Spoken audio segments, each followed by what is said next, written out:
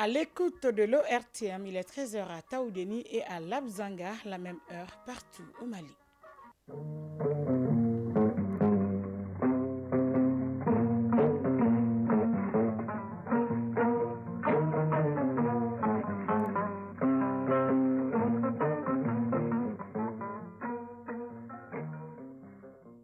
Le journal Aïssata Saliou Maïga. Mesdames et messieurs, bonjour et merci de choisir l'ERTM pour vous informer. Les épreuves de diplôme d'études fondamentales ont bel et bien démarré hier sur l'ensemble du territoire national et à Taoudéni, au total, 452 candidats sont inscrits pour cette session et c'est le centre d'Arawan qui a servi de cadre pour le lancement de la session. Ouverture hier ici à Bamako de la première réunion annuelle du comité consultatif de la concurrence de la commission de l'UEMOA. La rencontre qui se veut un cadre d'échange sur la lutte contre les pratiques anticoncurrentielles permettra aux acteurs d'examiner deux projets innovants pour la zone UEMOA.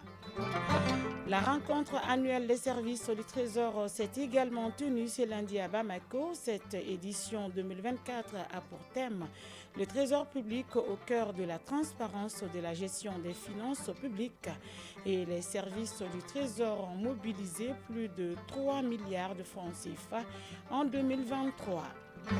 Dans la page sport, on parlera des éliminatoires de la Coupe du Monde 2026 aux zones Afrique. Les Aigles du Mali reçoivent ce jeudi au stade du 26 mars les Black Stars du Ghana.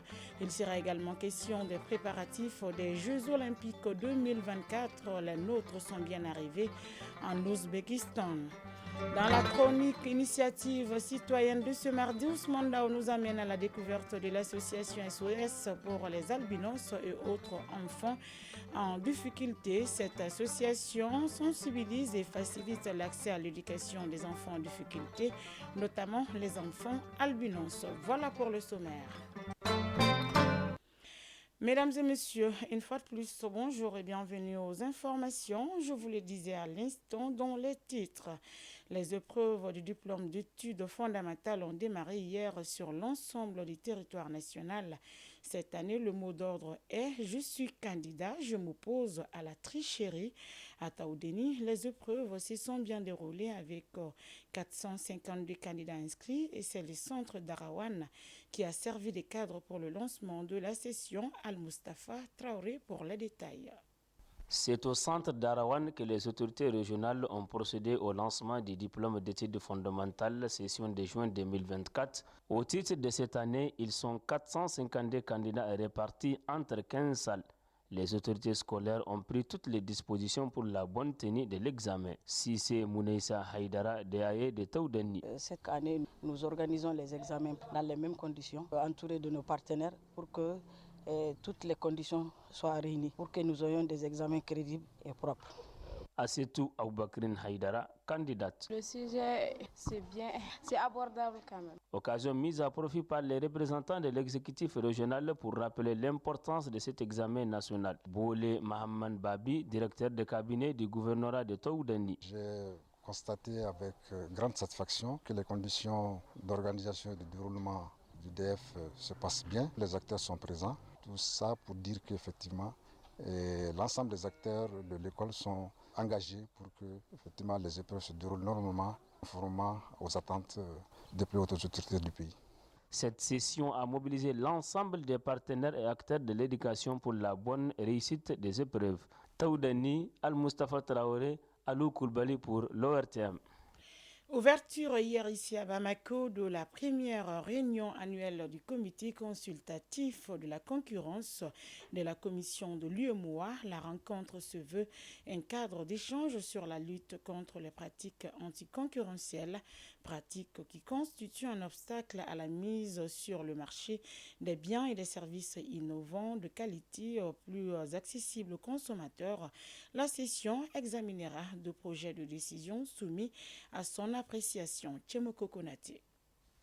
Les experts de la commission de l'UEMOA à Bamako, un rendez-vous annuel de 5 jours pour réactiver la politique de la concurrence, moteur de l'économie et de la croissance. Politique qui consiste à mettre sur le marché des biens et des services innovants de qualité abordable et faciliter par ricochet la création d'emplois. ce qui fait de cette commission un maillon essentiel du dispositif de régulation de la concurrence dans l'espace communautaire. Professeur Filiga Michel Sawadogo, commissaire de l'UEMOA. Le comité consultatif de la concurrence a été institué par l'article 28 du règlement numéro 3/2002 relatif aux procédures applicables aux ententes et abus de position dominante à l'intérieur de l'UEMOA. Il a pour objectif de donner des avis objectifs et motivés à la Commission sur les projets de décision avant leur adoption par le collège de commissaires. Conformément au texte régissant l'organisation, les experts vont se prononcer sur 2 projets de décision soumis à leur appréciation. À savoir, professeur Filiga Michel Sawadogo. Le projet de décision concernant la demande d'attestation négative relative au projet d'acquisition par la société ETG Inputs Holdco Limited la totalité du capital social de la société Yara Côte d'Ivoire SA, filiale de la société Fertilizer Holding AS. Et deuxièmement, le projet de décision relative à des pratiques dans le secteur de la fourniture de carburant aux navires de pêche en Guinée-Bissau. Il s'agit là d'un mécanisme efficace de lutte contre les pratiques anticoncurrentielles. Il est axé sur un partenariat conventionnel entre la Commission de l'UEMOA et les autorités de concurrence des États membres. Moussa Alassane Diallo, ministre de l'Industrie et du Commerce. L'adoption de la loi numéro 2016-06 portant organisation de la concurrence en République du Mali, qui prévoit la mise en place de la Commission nationale de la concurrence. De la transposition par décret en 2018 de la directive relative à la transparence des relations financières entre d'une part les États membres et les entreprises publiques et d'autre part entre les États membres et les organisations internationales et celles relatives à la coopération entre la Commission et les structures nationales de la concurrence des États membres. La rencontre de Bamako intervient alors que l'organisation a soufflé sa 30e bougie le 10 janvier dernier. Rencontre qui se tient sous le signe du renouveau grâce au renouvellement du bureau. La rencontre annuelle des services du Trésor s'est tenue également ce lundi ici à Bamako, organisée par la Direction nationale du Trésor et de la comptabilité. Cette édition 2024 a pour thème le Trésor public au cœur de la transparence de la gestion des finances publiques. Les services du Trésor ont enregistré plus de 3 milliards de francs CFA en 2023 comme recette Sokonaka Misoko. Conformément à ses missions d'exécution du budget des organismes publics et parapublics et de la gestion de la trésorerie publique, les services du Trésor au titre de l'année 2023 ont enregistré la somme de 3 155 milliards de francs CFA, un montant qui a servi à couvrir les dépenses publiques et la dette de l'État. L'information a été donnée à l'ouverture de cette rencontre annuelle des services du Trésor. Un espace bien indiqué pour les cadres de la structure pour jeter un regard rétrospectif sur l'exercice écoulé avant de dégager les perspectives. Siaka Samaki, directeur national du Trésor et de la comptabilité publique. Après avoir mobilisé en avril 2024 près de 80 milliards sur le marché financier par appel public à l'épargne sur une maturité de 10 ans, nous avons élaboré un programme d'appurement de la dette intérieure avec un montant global d'environ 51 milliards. Et dans l'exécution de ce programme-là, beaucoup de catégories de fournisseurs ont été concernés, notamment ceux que nous appelons les bénéficiaires des petits mandats. Ces efforts de paiement continueront malgré les contraintes liées aujourd'hui à la mobilisation des ressources sur le marché financier.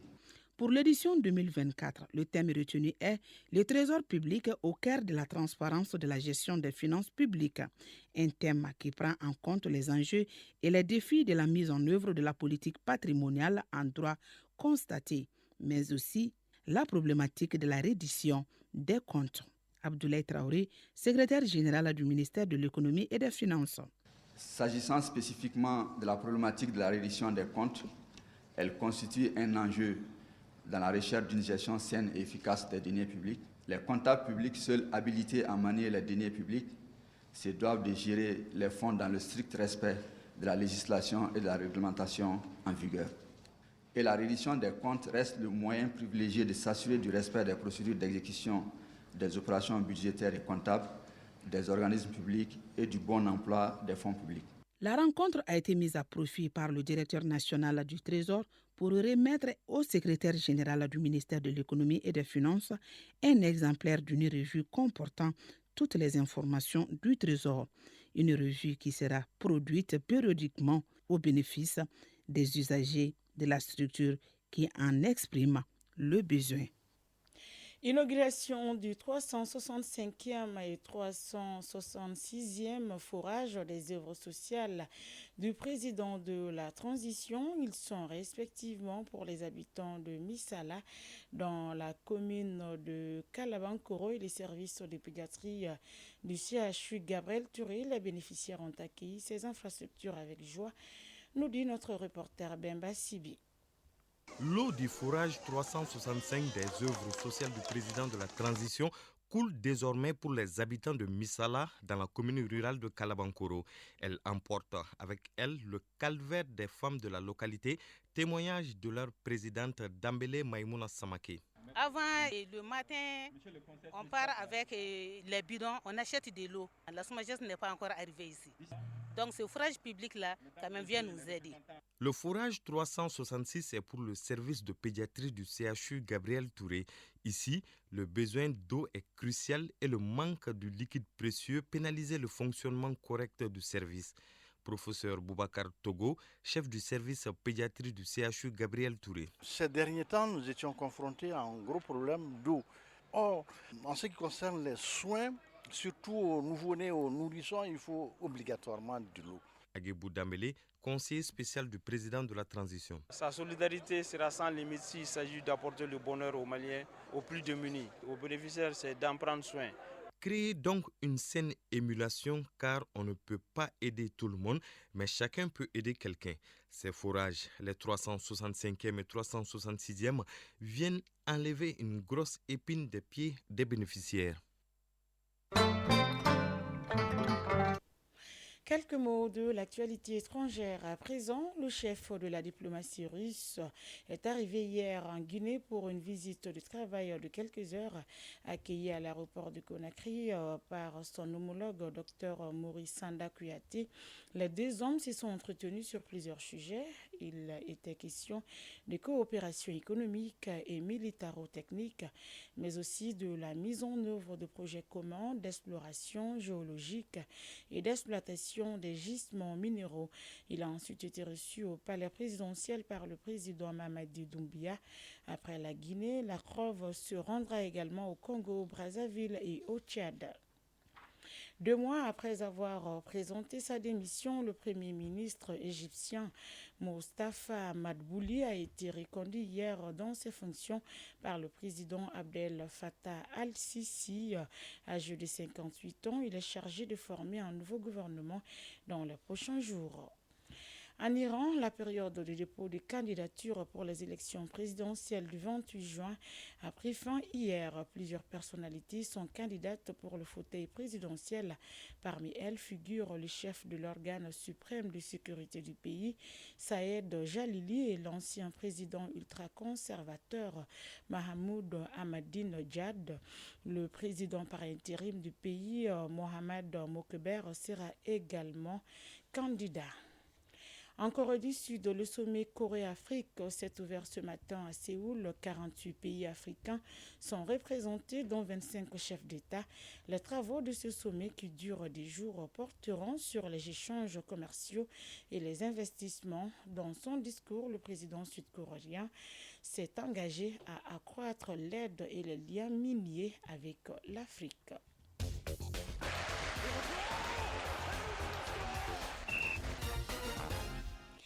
L'actualité sportive, c'est avec vous, Siragatou Sissé. Bonjour. Bonjour, Aïsta Saloumega. Éliminatoire Coupe du Monde 2026, les Aigles du Mali reçoivent ce jeudi au stade du 26 mars les Black Stars du Ghana au compte de la 3e journée du groupe 1.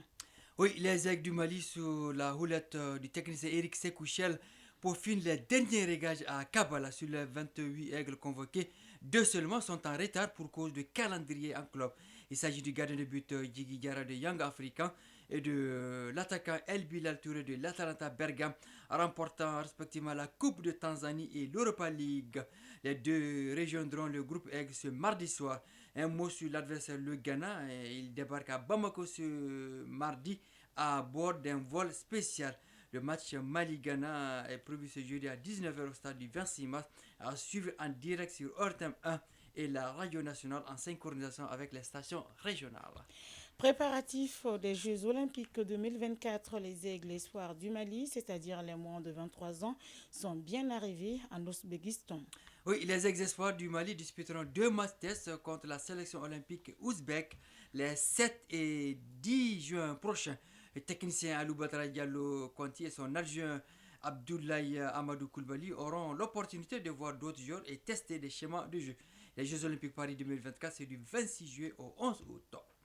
À peine officialisé sa venue au Real Madrid, le Français Kylian Mbappé fait l'unanimité en Espagne. Oui, plusieurs journaux espagnols saluent le choix de Mbappé de signer au Real Madrid. En signant donc un contrat de 5 ans, Mbappé touchera 125 millions d'euros, soit 81 milliards 875 millions de francs CFA. Il devient alors le joueur le mieux payé du vestiaire madrilène devant Vinicius Junior, Jude Bellingham, Toni Kroos et Luka Modric. La présentation de Kylian Mbappé interviendra dans les prochains jours. Alors, c'est un nouveau coéquipier Carvajal, Thibaut Courtois et un ancien du Real, Cristiano Ronaldo, salue sa venue au sein du club madrilène.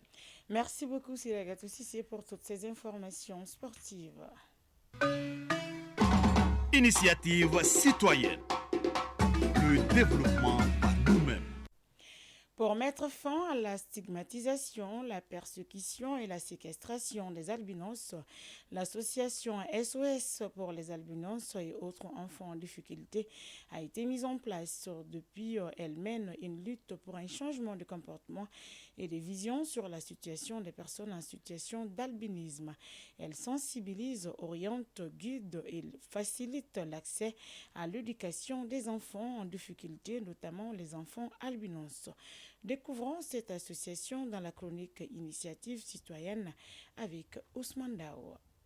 Victimes d'une anomalie génétique, les albinos sont persécutés, agressés, voire tués dans certains pays de l'Afrique, notamment au Mali, en raison de croyances liées aux sciences occultes. Justement, c'est pour mettre fin à cette pratique que Espoir pour les albinos et autres enfants en situation difficile a vu le jour. Très active sur le terrain dans un premier temps, elle a finalement choisi la case de la sensibilisation. Fatou Touré, présidente de l'association Espoir pour les albinos et autres enfants en situation difficile. La distribution des crèmes solaires, la prise en charge médicale des personnes atteintes d'albinisme, des consultations ophtalmologiques et dermato, l'organisation de la journée mondiale de sensibilisation à l'albinisme. En fait, c'est ce que l'association continue de faire depuis 2013 jusqu'à nos jours.